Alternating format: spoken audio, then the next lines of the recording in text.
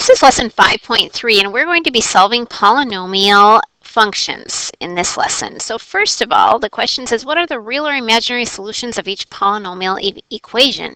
So to solve, what we want to do is rearrange it so we have 0 on one side. So we will subtract 3x.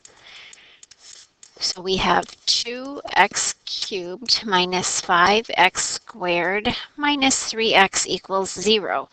And then we're going to factor. So we can take an x out of every term. So we would have 2x squared minus 5x minus 3 equals 0. And remember, when we factor until we can't factor anymore. And this trinomial will factor into two binomials. So 2x times x gives us 2x squared. And now, if we do 3 times 1, that gives us 3. And here we would have 6x for the outer. And this is a 1x. So if we make the negative on the 3, we'd have negative 6x plus 1x. That would give us minus 5x for our middle term. So that is the factored form. And then to find the solutions, what we want to do is set each factor equal to 0. So x equals 0, 2x plus 1 equals 0, x minus 3 equals 0. So then we subtract 1. So 2x equals negative 1. And lastly, we'll divide by 2. So x equals negative 1/2. There's a solution. And then x will equal 3. So it is an x cubed, so third degree, so we have 3 solutions. All right, some review for factoring. Whenever we factor, we always want to start by looking for a greatest common factor and factoring that out. That will make the factoring easier. And then with quadratics, oftentimes we want to see if we can factor it into 2 binomials. If we have a trinomial, try to factor it into 2 binomials. Or if we have a perfect square trinomial, they factor nicely if you recognize that you start with a perfect square, end with a perfect square. So x plus 5, x plus 5. 5 times 5 is 25. 5x and 5x is 10x. Another pattern to always watch for is the difference of 2 squares. So a squared minus b squared. Here's an example. X squared minus 64. X is getting squared. 8 squared is 64. So then that factors into x plus 8, x minus 8. Notice there is not a middle term here. And that's because you have a negative 8x and a positive 8x, and they cancel each other out. Here's another example of the difference of two squares. 4x squared, 4 is this perfect square. 9 is a perfect square, so that would be 2x times 2x gives us 4x squared. 3 times 3 gives us 9, and then 1 is a positive, 1 is a negative. The next type of factoring that we're going to be introducing in this lesson is the difference of sum or cubes. And so up here, when we're working with squares, we only work with the difference of squares. In other words, we're subtracting squares. But with cubes, we have a pattern if you are adding cubes or subtracting them. And you'll just have to note that the equation is slightly different. So you have to pay attention to whether you're adding or subtracting. And so what you do is, if you see an equation like this one, it says 8x cubed plus 27y cubed. Well, we have cubes, x cubed and y cubed, and 8 is actually 2 cubed. So we're going to write it as 2x to the third power, because 2 to the third is 8, x to the third is x cubed, and then 3 cubed is 27, so we'll write 3y quantity cubed. Now this is the a value, this is the b value. So this is like having a cubed plus b cubed. And what we do is we use the formula a cubed plus b cubed. It equals a plus b, that quantity, times the quantity a squared minus ab plus b squared. We take this equation, and wherever there's an a, we will substitute in 2x. Wherever there's a b, we will substitute in 3y. So I like to rewrite the equation and then just do my substituting. So 2x plus 3y, and then this is a squared. So whatever a is, in this case it's 2x, you're going to square it. So 2x times 2x is 4x squared. And then we multiply a and b. So 2x times 3y would be 6xy. And then it will be plus whatever b is squared. Well, 3y times 3y is 9y squared. So we will practice some more of those. So here's an example, x cubed minus 27. 27 is really 3 cubed. So first let's rewrite it as x cubed minus 3 cubed. And that is the difference of 2 cubes, which factors into this pattern, a minus b times the quantity a squared plus ab plus b squared. So now, wherever there's an a, I'm going to substitute in an x. Wherever there's a b, I'm going to substitute in a 3. So it will be x minus 3. And then we have a squared, so x squared. A times b would be x times 3, which is 3x. And b squared is 9. And there is the factorization of that. Now, if we multiplied that back together, I'm actually going to do that real quick, just to show you that that actually is equal to x cubed minus 27. So first we'll double distribute. So we have x to the third plus 3x squared plus 9x. And now we'll distribute the negative 3 through to everything. Minus 3x squared minus 9x minus 27.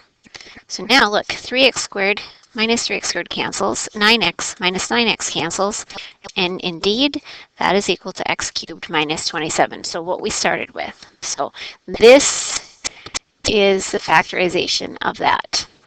Here's another one, 8x cubed plus 1. Well, hopefully we see that 8 is a perfect square, or excuse me, a perfect cube. 2 cubed is 8, and then if we write it as 2x quantity cubed, that equals 8x cubed. And 1 times 1 times 1 is 1, so that can be written as a perfect cube. So we have a cubed plus b cubed is the pattern. That factors into this form, a plus b, a squared minus ab, so it's a little different, plus b squared. And now we will substitute in 2x wherever there's an a. We will substitute 1 wherever there's a b. So that would be 2x plus 1. And then this is a squared. So 2x squared, quantity squared, would be 2x times 2x, which would be 4x squared. And then 2x times 1 is 2x. And b squared is 1 squared. So that is the factorization of the 8x cubed plus 1. All right, it says, what are the real or imaginary solutions of each polynomial equation? So what we want to do is get 0 on one side, so rearrange it. So we have x to the fourth minus 3x squared, and we'll have to subtract 4 from each side so that we have 0. Now, as we look at this is a trinomial. So it's not like we were doing before where we have cubes, the difference of cubes, but we could factor this. So whenever you have x to the fourth, you can try factoring into two binomials. So x squared times x squared is x to the fourth. The factors of 4 that have a difference of 3 would be 1 and 4. 1 times 4 is 4, and if we make 4 a negative, minus 4 plus 1 gives you the negative 3 in the middle. Now we factor until we can't factor anymore. So we have x squared plus 1. Can't do anything with that. But x squared minus 4, that's the difference of two squares. So x times x is x squared. 2 times 2 is 4. And when it's the difference of two squares, we want to get rid of the middle term. So it's a plus and a minus. Now we set each factor equal to 0 to find the solutions.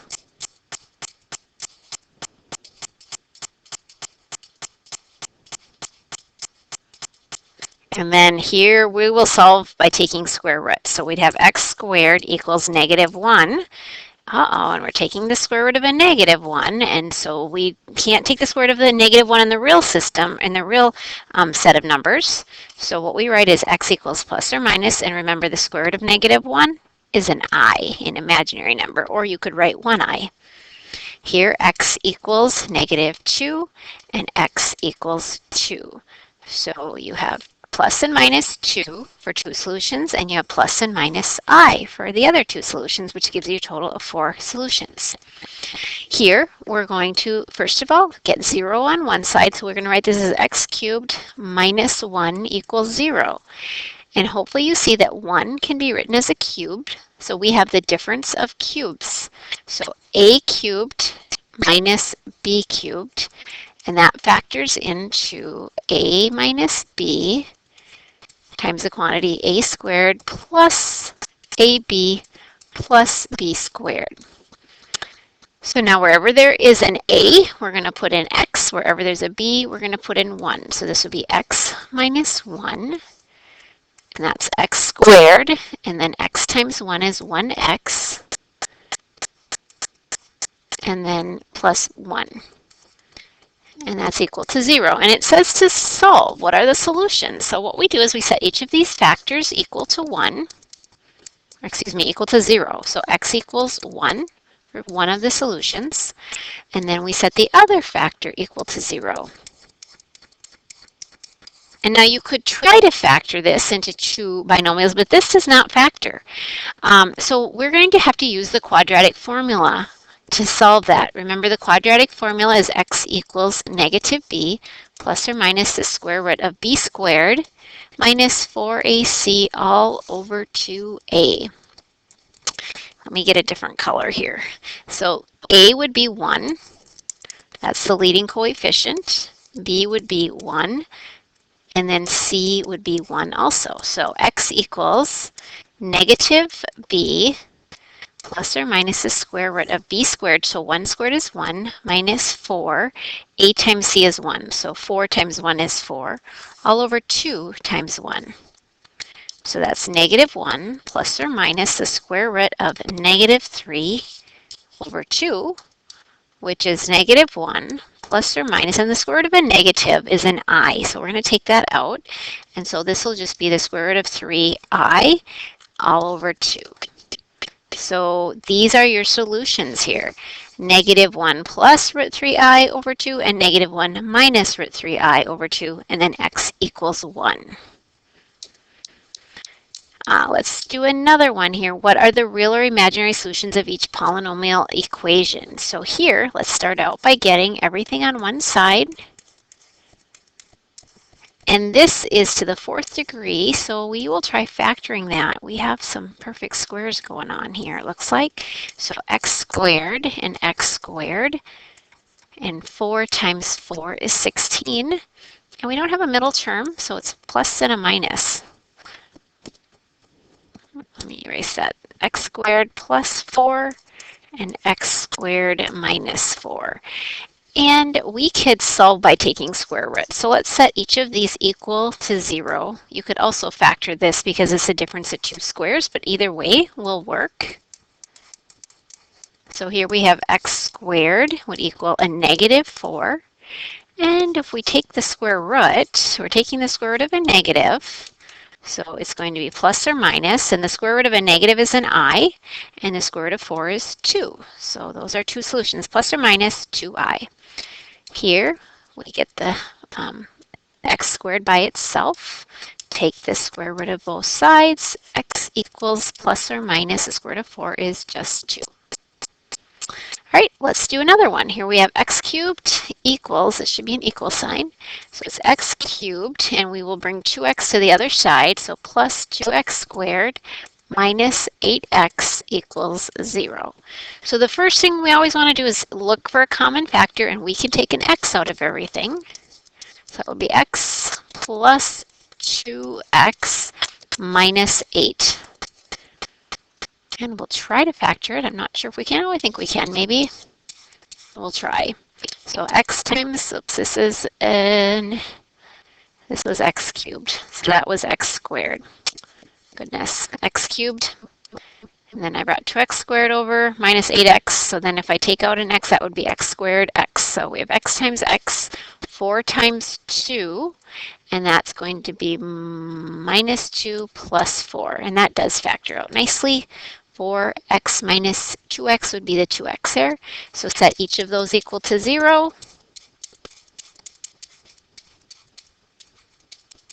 So x equals 0, that's a solution.